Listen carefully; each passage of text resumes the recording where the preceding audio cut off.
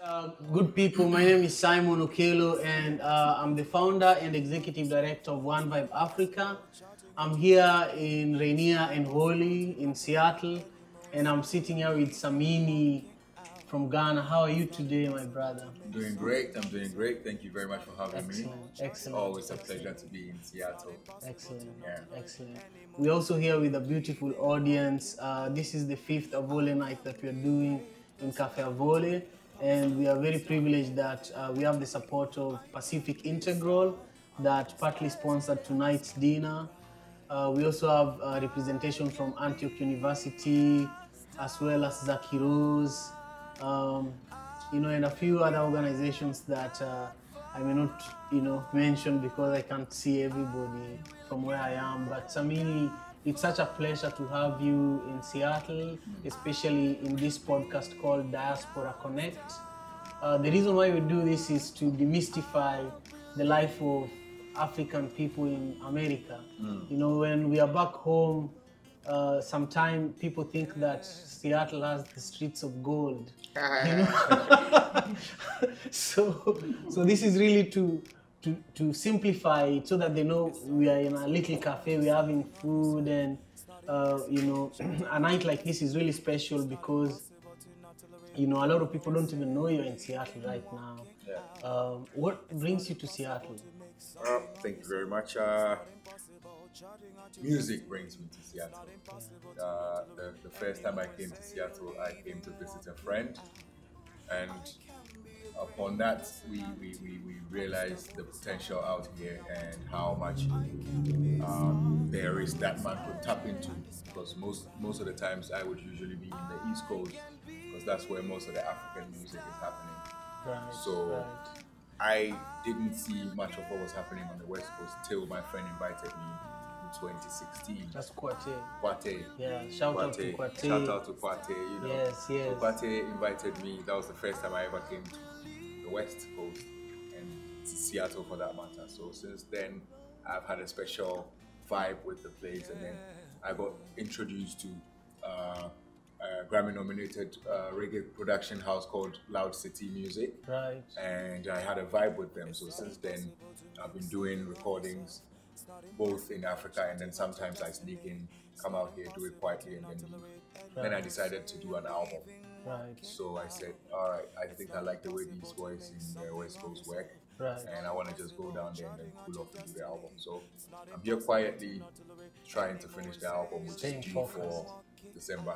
Yeah, man, you have done so much, for music and reggae in Africa, and a lot of people, I talk to DJs in Kenya, and when they see that Samini is associated to One Vibe, they're like, "How did you know this guy?" I want you to walk us through your journey, like,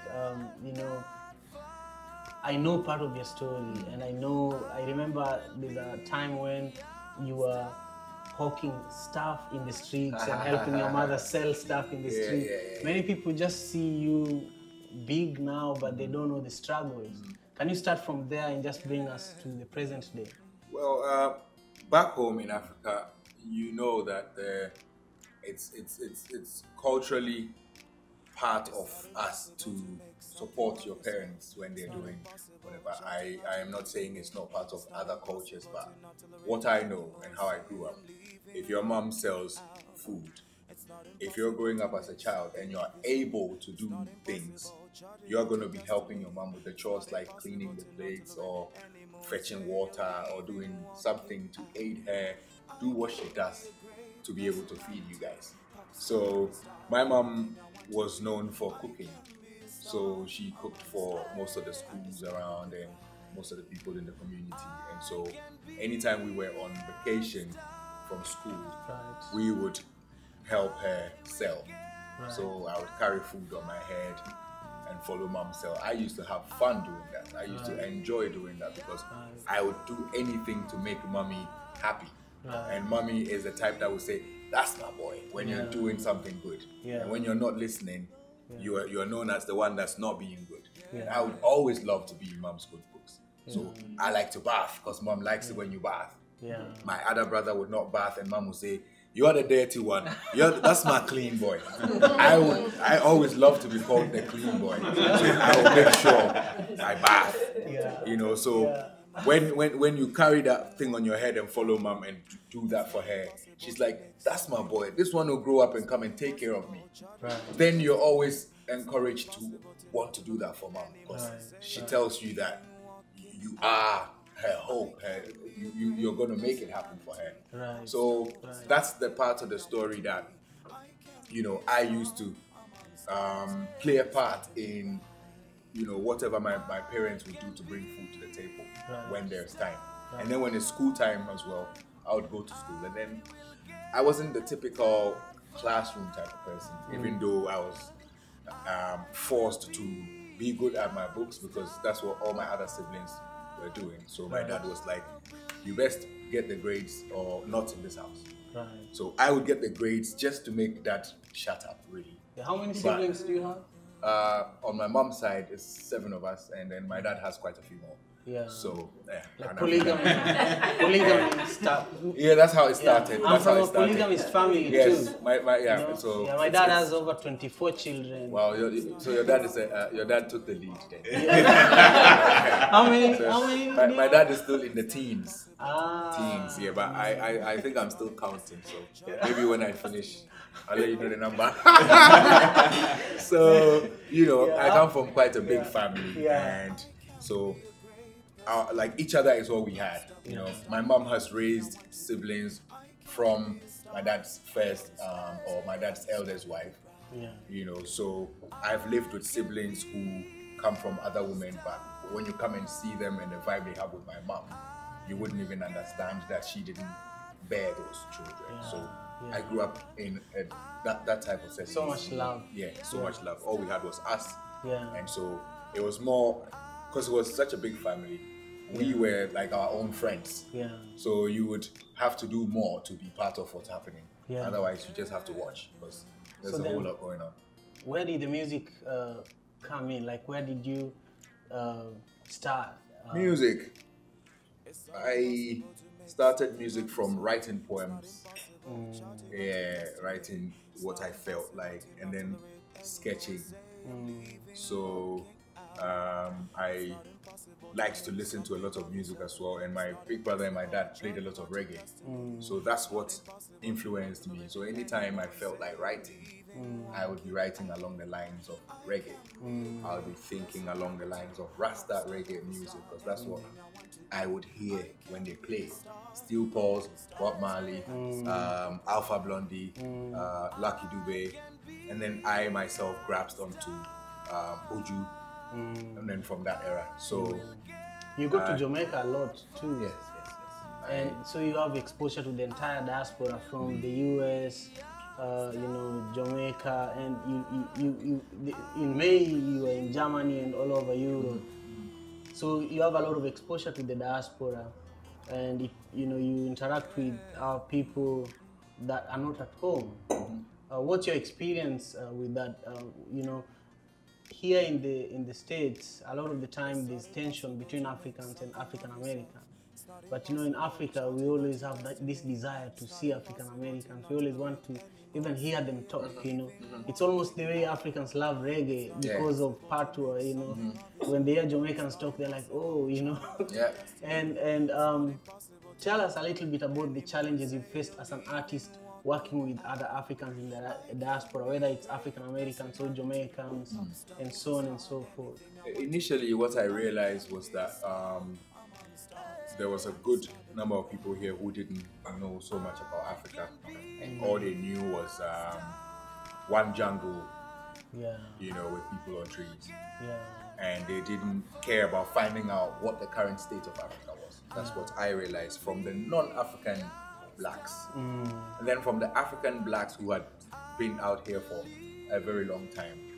They also, funny enough, didn't want to have so much to do with the continent because of the experience of distance and communication, and how you know, being open and straightforward becomes an issue. So I realized that what I needed to start selling to the people was modern day Africa, current situation in Africa. So I always keep telling them I'm a typical example of a guy born, raised, and still living in Africa, working from Africa as an African. So if you see me now speaking to you and I'm able to communicate with you and I'm able to make sense to you, I'm just telling you there's thousands like me back home. So because of people like me back home, should make you know there's hope. That there are people that can do business. There are people that can lead you into something successful, something lucrative. It's not everybody that's there looking for somebody to scam them. It's not everybody walking in Africa waiting for somebody to bring gold and manna from USA or from Germany or from wherever, or from overseas.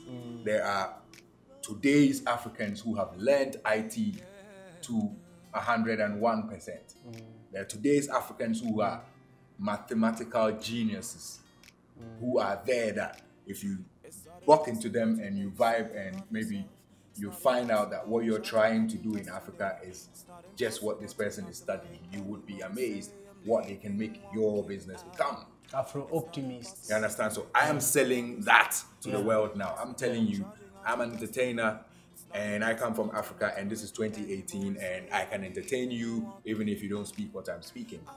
So with that, you should know that you can deal with Africa in 2018 because I am opening that door, and once you can relate to me when I talk to you, once you can vibe with me, once I can get you to like me, I'm telling you there's thousands like me. So don't look at those who make you feel like don't come, those who scare you from doing business with other people because they scammed you, those who make you feel like, oh, these guys are not serious, they're always just complaining. Don't look at them because there's thousands like me. Yeah. Now, what was your experience working with One Vibe, during Madaraka Festival, and how have things been? Well, I have been inspired by what Simon and One Vibe are about, because the likes of you make things that we stand for reach the masses. So we would do our thing, and then people like you would get Africans mobilized and get them to know what the order of the day is or what is happening with the continent. So with the way people like you and organizations like One Vibe organize things with passion, we need more of those because unfortunately everybody that wants to put something together is looking at the profit. They're looking at what they're going to take home. You can't blame them because there's mouths to feed. There's responsibilities, there's bills to pay. So if a man is using their time of the day, you don't blame a man for expecting some revenue from using time. So with that said, I value when people like you put in your all without even knowing what's going to come out of it in terms of revenue. What you're looking at is for it to happen in the name of the continent, for it to add to what's been happening positively, so that eventually we're going to land. And when we do land, it's going to be, quite a massive land. And this time, you're going to realize that this is an organized front, an organized group of people who are ready to meet the world halfway and at the same table, so that we can be able to move forward together. Gone are the times where we will be, hoping and praying for manna to fall from the sky or for people to come and save us and help us. I say that picture of Africa that's being painted is long gone. And those images you're watching, some of them were shot some long time ago. Not to say there aren't hungry people today, not to say there aren't thirsty people today, but there are a lot more able-bodied people and a huge workforce that's ready to turn things around moment they are allowed. Thank you very much. Now you're secretly working on a very powerful album. I know a little bit of the back end, but I just wanted you to, give us a little bit of a taste of it. give us a description of what you're working on. Not a taste of it, a description. But the taste of it will come. I'm not gonna sing on your podcast. People watching this right now, people listening, all you have to do is to subscribe to my YouTube channel. Then when you watch my things, I'm gonna make money from you clicking and watching. Okay? Because the moment I sing on his thing here, that's gonna restrict you here, and you're not gonna go on my YouTube channel to watch my music. So I'm not singing for ceremony here. At least he has some of my music on from Madaraka 2017, right? Yeah, that's right. But yeah, but listen, throw light on the album. Listen for me. We'll make you sing. You know, you know, Wael and I were talking about the intro that you did in 2017 Madaraka. We were having a dinner. You were supposed to be at the dinner this year. You know, and then something happened with my visa issues and all of that. Yeah, but you know, all along as we were planning, we were saying, oh, once all these people in suits and ties see, you know, Samini is going to grab the mic. You know, when we are organizing events, we always imagine every detail. And so I was like, Samini is going to do Yaga yo. Okay, you're trying to say I'm gonna do Yaga yo. Exactly. That's it.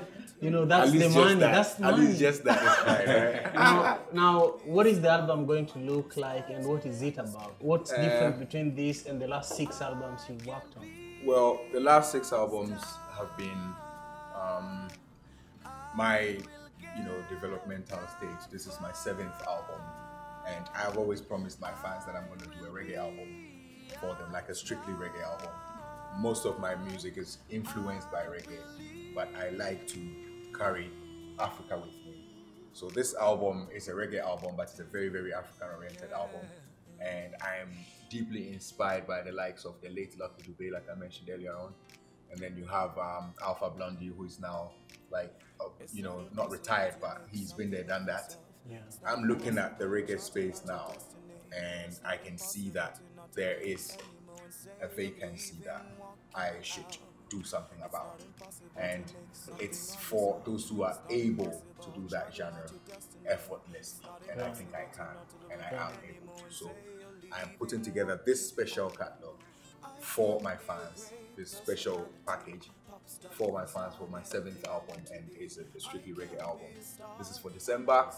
We have the first single from the album. Actually, I shot the video in Seattle. The single is titled My Own.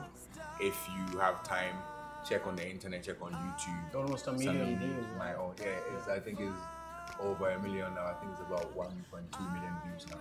Yeah. I shot that video in Seattle, and I'm going to be shooting a lot more videos in Seattle since the studio here is recording the album. Now, can you tell us about Obimbra Foundation? Obimbra is also a single on the album, and Obimbra Foundation now is a foundation set up for issues concerning domestic violence and domestic abuse. So we're trying to have like a call center or one-stop place for victims to be able to report what has happened to them, because we've realized that people are made to be scared of the stigma when you're identified as a rape victim. We're trying to change that into you being proud that you've been able to make whoever was responsible for making you feel like that be brought to book or be brought to justice. So Wimbra Foundation stands for people who are going through trauma from and torture from domestic abuse and domestic violence, from sexual to emotional to whatever, to feel free and know that there's a place where people can listen to you, get your facts, and then help you in the best way they can. If you're trying to get somebody arrested and you have your facts right, that is possible.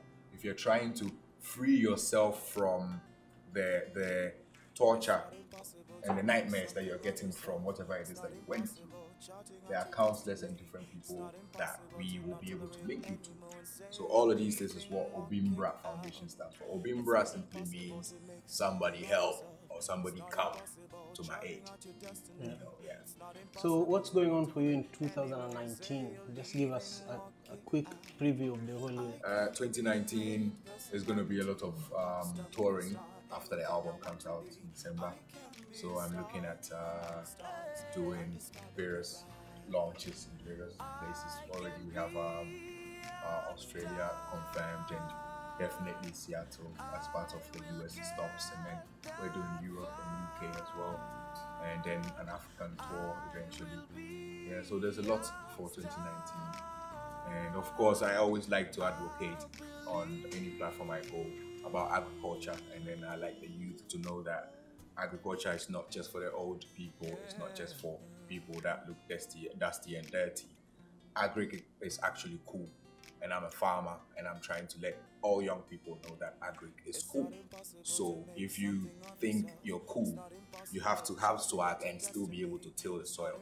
So show me your backyard garden, and then I know that you're cool. So that's just by the way. So that's the other side of me. If I'm not doing music, I do agriculture. Yeah. Excellent, man. I'll take 2 questions from the audience for Samini. 2 questions. Yes, Gavin. So, how would you imagine Africa today if it was borderless? So this is a conversation we had with Simon. I had with Simon earlier because we were looking at the Africa right here. And he's like, maybe you should put up the map and this and that. And I was like, yeah, we should do one, but without borders. Africa today without borders would have been United States of Africa. It would be the strongest economy in the world, you know. And you know, it's like that's his that's like his dream. You know. Yes. So we would have had our own president. One president, we would have had our own currency like Gaddafi was dreaming of.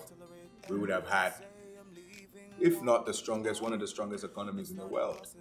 You know, so I think that's something that we, the current generation, should start looking at, because I think we are the changing generation. We are the generation that's actually going to make it happen, because there are the generation that went through it. There's those that came and read about it, and now we are going to make the change happen. We are going to witness when Africa comes together. I believe that. Thank you. You know, so once we are all together, then we can be able to face the world as a unified front. All the resources coming together as one account. All our bills coming together as one account. You're going to know that we have a positive balance and not a negative balance. But once we are separated into different countries, you're going to find one that owes the West and one that, you know, kind of doesn't owe so much.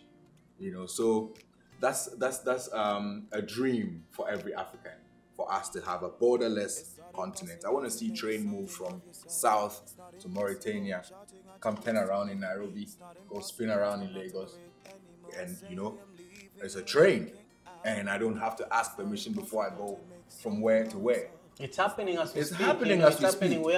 We have you know, man, over 22 African countries open their airspace to each other. So airplanes can operate without any restrictions. You see, and one thing I like to also let the youth know about is that in all this, we're not doing this as radicals or as rebels. We're doing this as, you know, like a new age that has realized that, you know, unity is strength, and being proactive is golden, is money. So we're not in competition. We're not trying to tell the youth, go and get who took what from you. No, do what you can with what is available now. Let's multiply it, spin it around, and see what's gonna happen in the next 2-3 years. I'm not talking about what's lost. Yeah. So, yeah. Last So, question. some of us, when we get the platform, we talk. You know, I'm naturally quiet in my corner until I have to say something, or until I have a mic. Yeah, why Until I have complaints a of me platform. talking a lot? You understand? Now when we have platforms, we talk. You know, but you know, Samini has won, huh? yeah. You know, I usually get like, you know, drowsy and I want to nap after I eat. So just when I touched that small rice, I was there thinking, ooh, is it about to kick in? Okay. So let me speak to Simon and see if I can do something about the whole, lineup. So I get to do something earlier than sitting around, because I would be dozing right now. I have niggeritis and I'm not shy about it. So I don't eat in public too much. I don't like dinners. I like to take my food out, take it home, turn on the TV, let the TV watch me eat, and after that, let the TV figure me out. I'm gone. That's me. So I know something about how I took your spot. I'm so glad. But thank you for letting she's me. legendary. Thank But you for now letting listen, me. I had a question. tell us about your ask the question and then. Yeah, it's about like you as a musician. You've been like Samini in Ghana. You've been able to like move, and got to that threshold.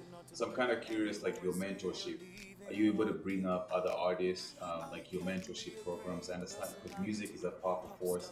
Like you got like a battalion behind you in terms of like creating other musicians and passing the baton to. That puts a smile on my face, because the few attempts at that, I was successful. I did Stoneboy. If anybody knows Stoneboy, Huge. I signed Stoneboy and did his first album, and from then he took off, and up to date, he's still like my son, and I'm a proud father. That aside, I did Kaki. That's a huge success story. I did Kaki as well. I did Kofi Kinata as well. I mean, I have quite a few artists, on my belt back home, and I have always wanted to do this as an active artist on stage than a retired artist, just to prove a point that you don't wait till you're retired before you mentor or before you allow people in, because all you can do is let them come on that stage and tell the crowd, watch out for this kid. If he has it, he has it. If he doesn't, he doesn't, and that's not going to take anything from yours. So that's what I believe in, and I can say that as active as I am today, recording a 7th album, I have an artist I put out who's working on, I think, his 3rd album already. So that alone makes me proud. Yeah. What's your anticipation about Madaraka in Kenya for the first time? We've been doing it here for 5 years, and you've been deeply involved with the idea of taking it back to Africa. Is it going to be open air? Yes. Is it going to be free for the masses? Yes. Then you're guaranteed a packed crowd. Yeah. So what my anticipation is a good reception of the festival into Kenya. So I would expect that the right publicity is done for Kenya to know what Madaraka has been doing for the past 5 years, and the fact that it's actually coming home. Our people, when the thing is vivid in their eyes and they know what is coming, they're going to come out and the reception is going to be great. So I want the first time Madaraka in Kenya to be huge, and I would hope to make it to Kenya to perform for this one, but I want it to be good regardless. Yeah. Thank you very much. Thanks for having me. I appreciate you, bro. Thanks for having Now tell people to subscribe to One Vibe TV on YouTube. Okay, people, subscribe to One Vibe TV on YouTube, and after you do that, subscribe to Samini YouTube channel. Check out our videos. Bye. All right. Yeah.